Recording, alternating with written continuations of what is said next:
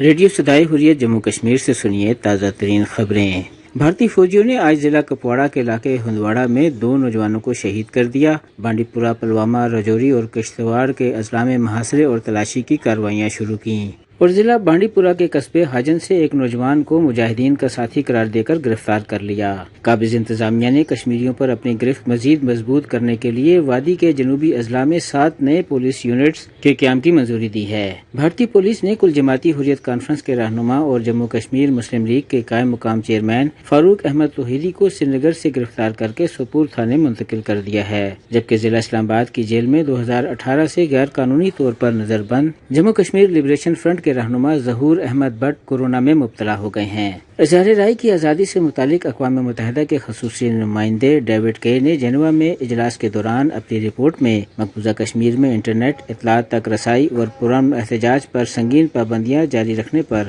بھارت کو تنقید کا نشانہ بنایا ہے۔ مودی حکومت نے اقوام متحدہ کی قراردادوں اور بین الاقوامی قانون کی خلاف ورزی کرتے ہوئے مقبوضہ کشمیر کو مکمل طور پر بھارت میں ضم کر کے علاقے کا فوجی محاصرہ کیا، سیاسی رہنماؤں کو قید، 13,000 کے قریب نوجوانوں کو اغوا اور تشدد کا نشانہ بنایا۔ دریں اثنا بزرگ آزادی پسند رہنما سید علی گیلانی، کل جماعتی حریت کانفرنس اور حریت فورم کے سربراہ میر وائز عمر فاروق نے اہل کشمیر سے اپیل کی ہے کہ وہ 13 جولائی بروز سوموار کو یوم شہداء کے موقع پر مکمل ہڑتال کر کے شہدائے کشمیر کے مشن اور حق خود ارادیت کے حصول تک جدوجہد آزادی کو جاری رکھنے کے عزم کا اعادہ کریں۔ اس کے ساتھ ہی خبریں ختم ہوئیں۔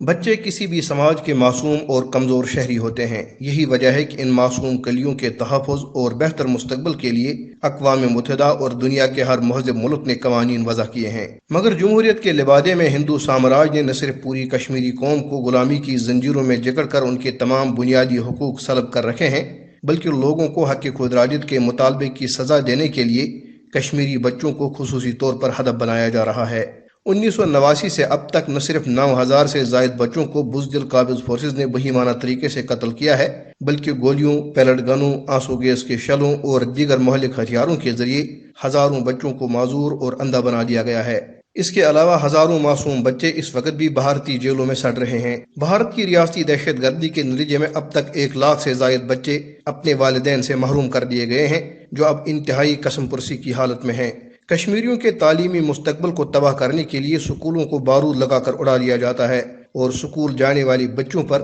مجرمانہ حملے کیے جاتے ہیں۔ بچوں کے سامنے ان کے بزرگوں کا قتل اور تذلیل روزمرہ کا معمول بن چکا ہے۔ قابض فورسز کے ان بھیانک جرائم کی وجہ سے مقبوضہ کشمیر ایک جہنم بن چکا ہے اور لاکھوں بچے ذہنی امراض کا شکار ہیں۔ ان حالات میں کشمیری عوام اقوام متحدہ، اسلامی تعاون تنظیم، انسانی حقوق کے عالمی اداروں، خصوصاً حقوق اطفال کے ٹھیکیداروں سے یہ سوال کر رہے ہیں کہ وہ ان کو اور ان کے بچوں کو ہندوتوا دہشت گردی سے بچانے کے لیے کب آگے آئیں گے۔